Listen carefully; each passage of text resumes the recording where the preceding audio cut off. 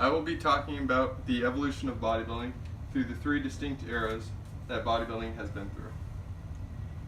Since the beginning of its popularity, which undoubtedly started with the competition of Arnold Schwarzenegger and others of his era. I want to analyze the three eras and see what caused such drastic differences between all three. So since the beginning, there's been 52 Mr. Olympia contests, and over this time period, bodybuilding has changed drastically. I want to look at the three specific eras and analyze why the changes have been so drastic. I feel like the development of new and stronger drugs have had a huge influence on this massive change. Okay, so I will be going over the three main eras of bodybuilding. The Golden Era, from 1970 to about 1985. The 90s era, which is about 1985 to 2000. And the Modern Era, which is 2000 onward. So over time, the bodies of the Mr. Olympia winners have changed from artistic works of beauty with an emphasis on posing to huge and often bloated mass monsters, seen here, who compete to be bigger and leaner every year. So, the first era I will start on is the Golden Era.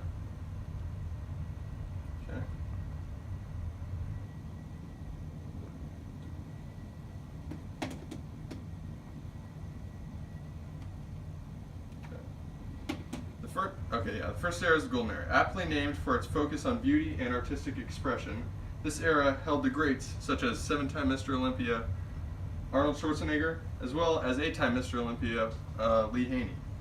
This era mostly focused on aesthetic shape and emotional posing routines, which expressed the beauty of the human body, while still making sure the look was pleasing to the eye and athletic looking. A quote from the Golden Era bodybuilder of this time, Tom Platz, puts the perspective of a bodybuilder in this period into perfect perspective for us. He says, "Any artist has an emotional contact with their work. A true bodybuilder doesn't build muscle, he creates muscle. You can't be a robot."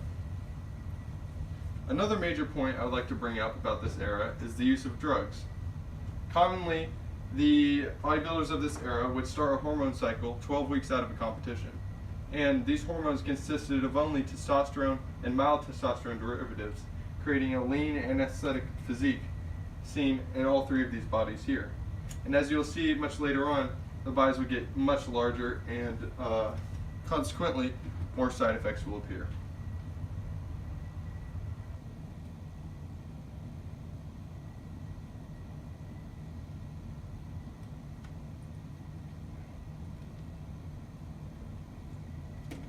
So the next era I'll be talking about is the 90s era. As the times changed, so did the science and knowledge of building muscle.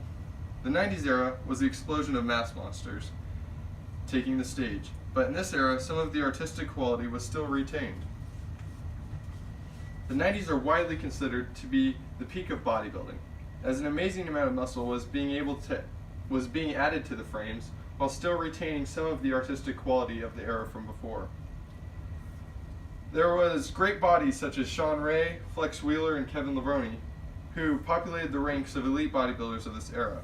There was one man who came from the shadows to strike them all down with his overpowering mass and condition, and that was Dorian Yates, the king of the 90s era. Dorian also sparked the major flux towards much larger physiques with extreme conditioning. According to bodybuilder Kevin Levrone, no one could compete with Dorian. He raised the bar for everyone. There was no room for error with Dorian. This explains Dorian's ruthless, unrelenting drive for his sport, and explains why he devastated all competitors while he competed. Another major factor during this era was the development of new drugs, namely stronger testosterone derivatives, which could be up to 5 to 10 times as strong as testosterone from before. Insulin, a huge factor in the size growth of the competitors, and human growth hormone, as well as diuretics. And these were all applied during this era, creating a whole new level in size, conditioning, and musculature of bodybuilders during this time. So while this period marked the arguable peak for bodybuilding, afterwards marked a steep decline in the quality of bodybuilders, in both shape, artistic quality, as well as size and conditioning were maximized.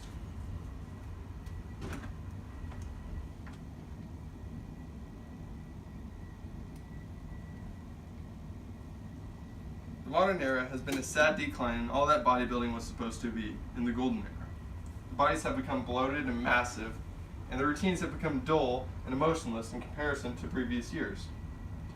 There's been a prevalence of unsightly emergences in modern bodybuilders, such as the use of oil pumped into the muscle, as you can see here,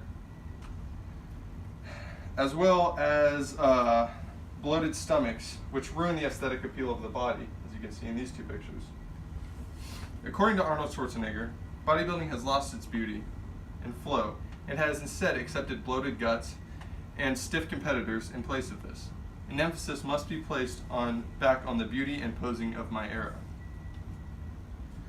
To finish up, this era has increasingly abused the use of anabolic steroids, growth hormone, diuretics, and insulin to push the limits of the human body, and these increases have come with dangerous effects and unsightly emergences in the modern bodybuilder, as deaths have been reported from dehydration from the diuretics, kidney damage, and liver damage from the high abuse of drugs year-round. So given all these glimpses of the eras of bodybuilding, which most appeals to you, the viewer? The golden era, the 90s, or the modern era? Most people will choose the golden era, and I would have to agree with them, as these bodies did not contain the stiff and unathletic look, but instead contained artistic quality while retaining the movement and ability of the human body.